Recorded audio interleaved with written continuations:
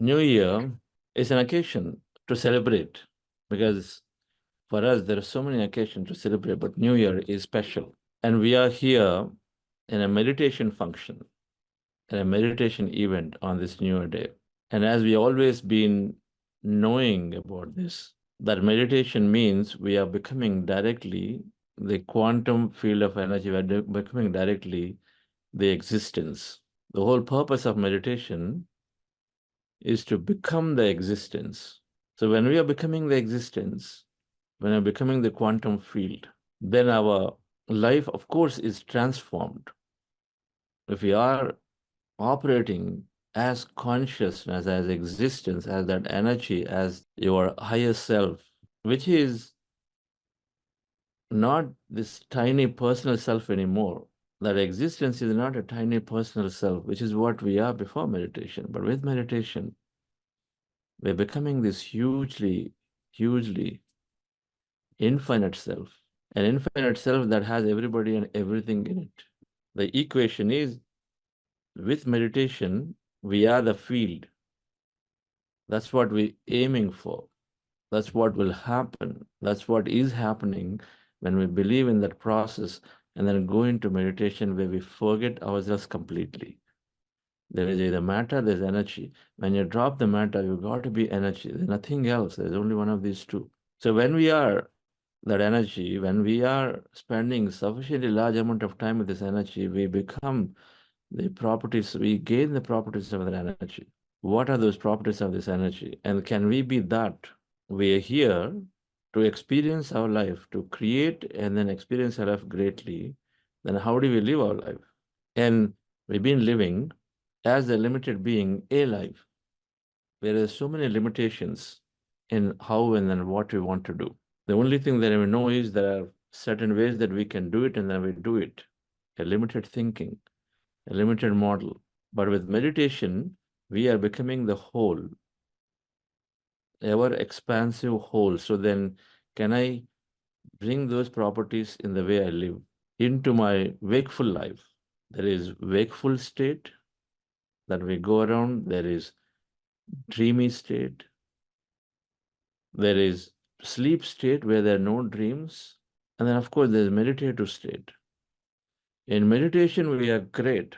We sit down, we lose ourselves, we're becoming one with everything, we become the field.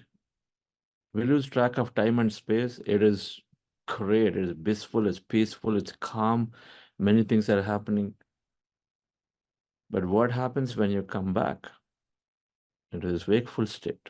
And with a purpose, and all of us know there is a purpose, and the purpose is to enjoy, to experience life, to learn maximum to experience life, to become a conscious creator, fulfilling what we come here to do.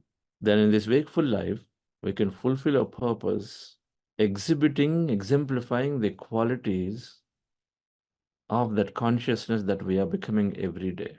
Doing things here,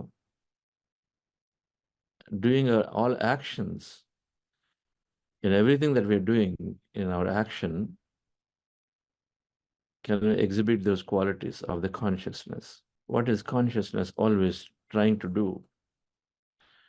Is the consciousness, how is it behaving? Then we understand the law of cause and effect here. And in simple words, leave out any laws, leave out any words. We can divide all our actions into three things.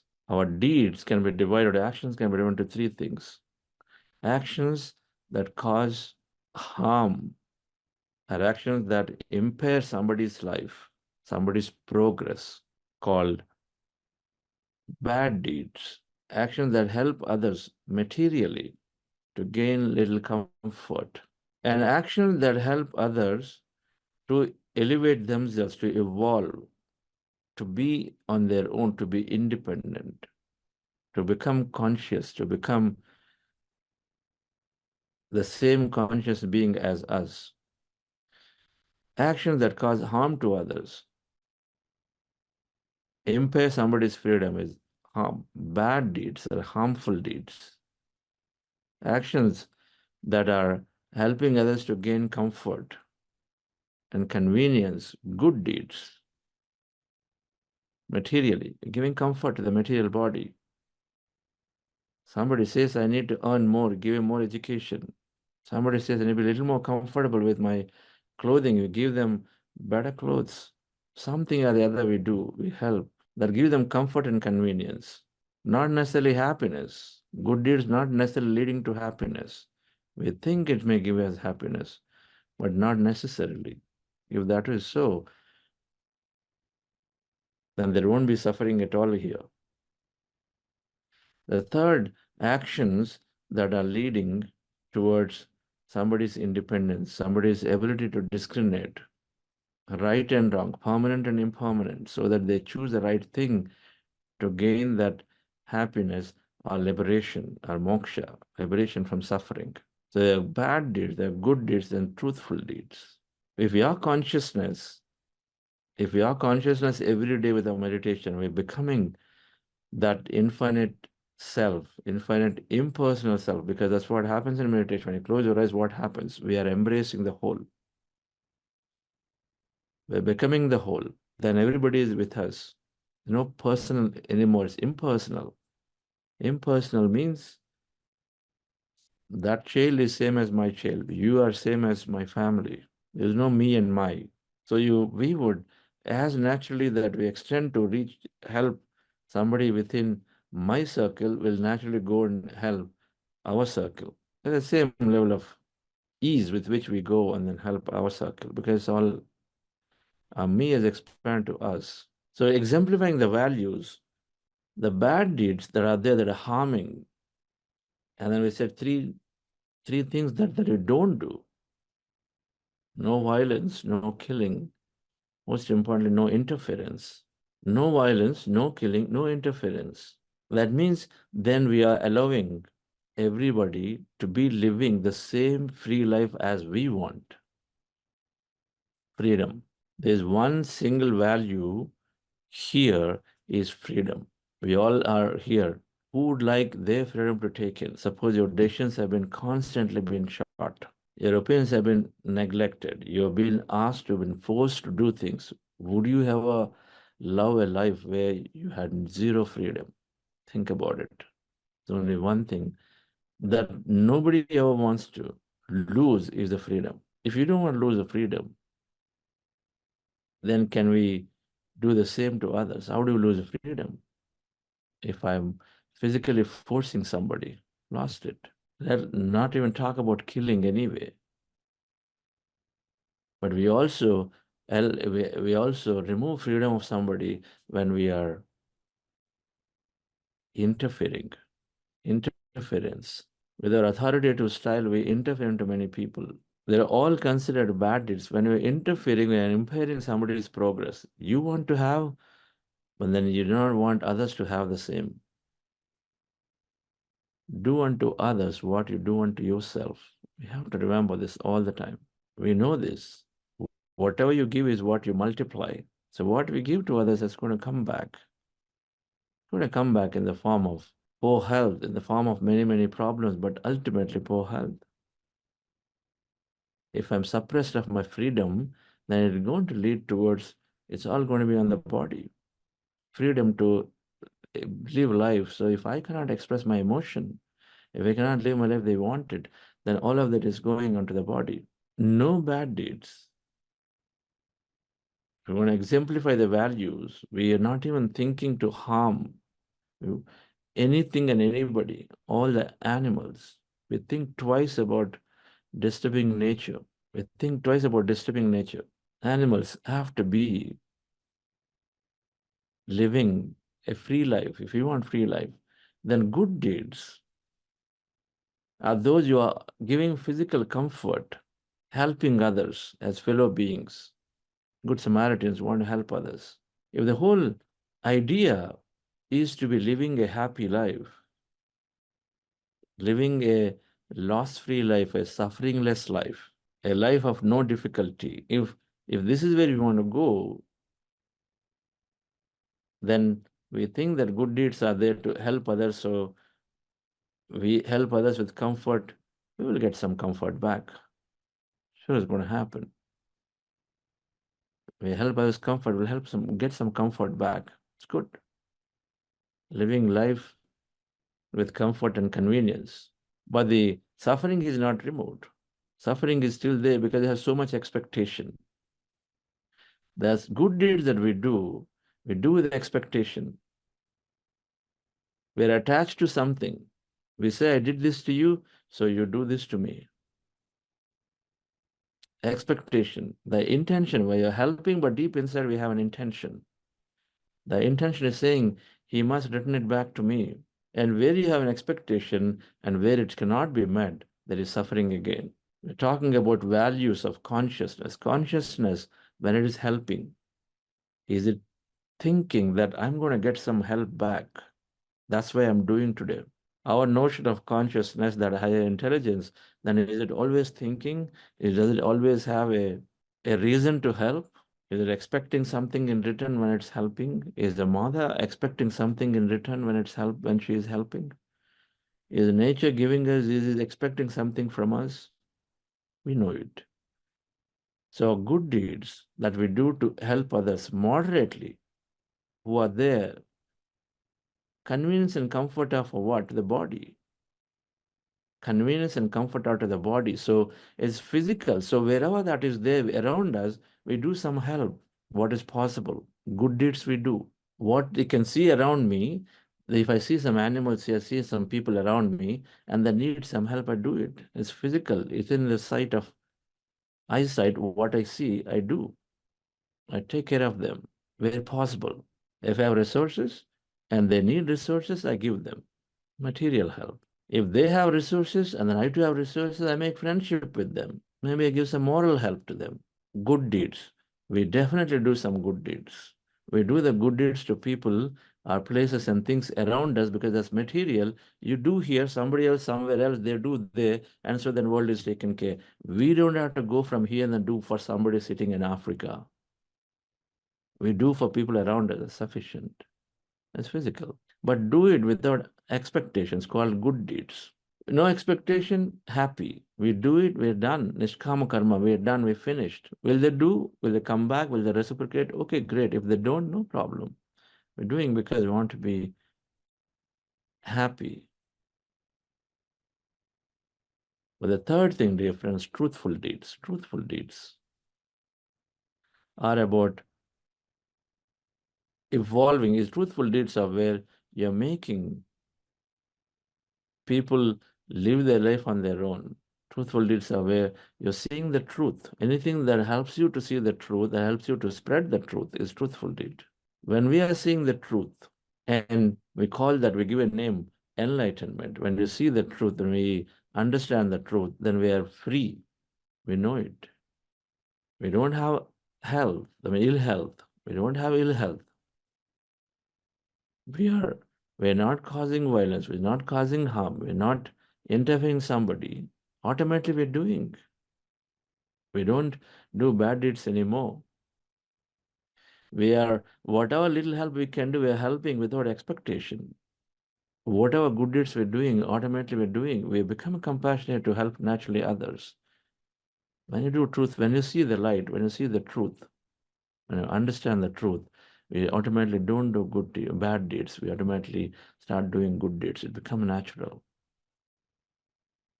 But more importantly, when you are seeing light, that means when you are seeing the truth, when you understand the truth, means you meditate, you learn more wisdom to understand the truth. Then we are liberated, no suffering whatsoever. We know this. So liberation, no suffering, is moksha, is with truthful deed, not by doing good deeds. We get comfort and convenience by doing good deeds. When we don't see the truth, we are relative in our judgment, and so then we continue to do so many bad deeds because we are relative with our judgment. We don't even know what is right and not right appropriately, so then we continue to interfere into somebody's life. If truth is that every living being, every conscious being requires to be lived, and if you don't understand it, then we continue to say, I have the might, and so I'm going to take that life for my own pleasure. We do not even know the truth, and so how can we even apply it? So many bad deeds continue to happen. So much of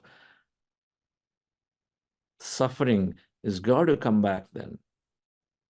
So the truthful deeds are the ones that are enabling us to see the truth, to understand the truth, are helping others see the truth, helping others understand the truth.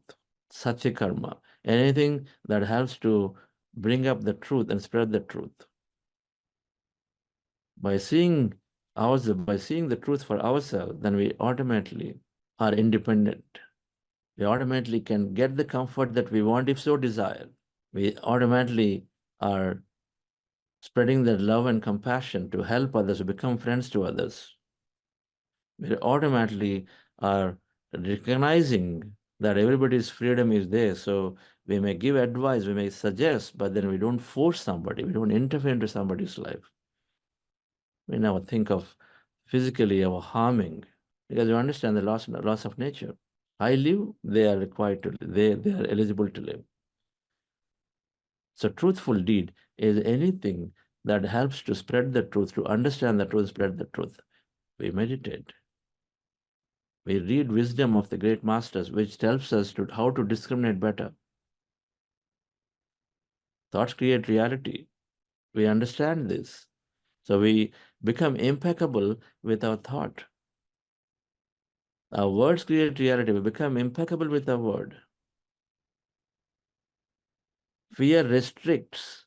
So we are very, very careful when we are trying to instill fear, when we are putting fear into others without even recognizing what we speak. Not only for ourselves, but then we put fear into others' minds without even knowing what we are speaking. Fear restricts against the laws of nature. Laws of nature is to expand, do more, not restrict somebody or restrict ourselves.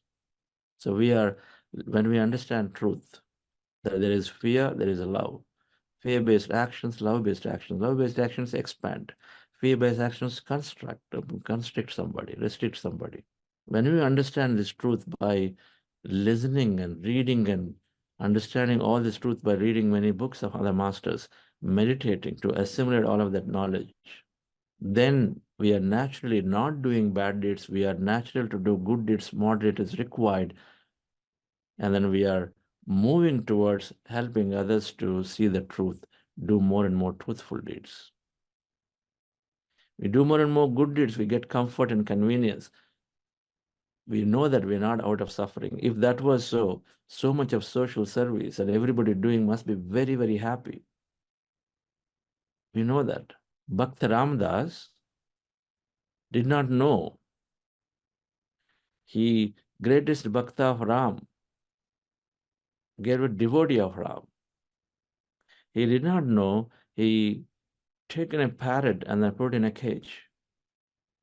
And he was friendly to the parrot. He would take care of the parrot like his daughter. He was taking care of the parrot so well, talking, giving food, and timely taking care of it, but kept in the cage, not outside. Did not know. Greatest devotee of Ram. He was imprisoned for a fault that is for a robbery that he was never done, and is imprisoned for a long time. You don't give freedom to somebody, then we'll have to receive what we were not given. And was the greatest devotee of Ram. Ram did not come to save him. He had to still go through what he has done. That higher intelligence is simply watching. That higher intelligence is simply watching because we are a free will being and we we do things on our own, create on our own with our own understanding.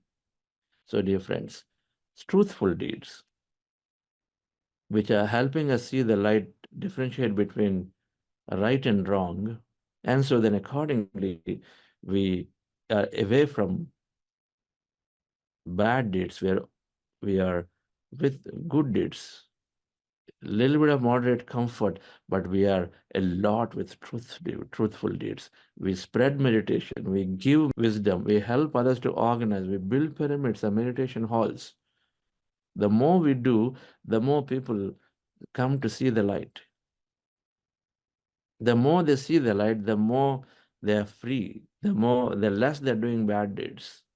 the more they're becoming compassionate towards planet and animals, without expectation for them that they do it because they love to do, without expectation. Expectation means again, I don't get something, I stop doing it. It has to come from inside. Because you see the truth.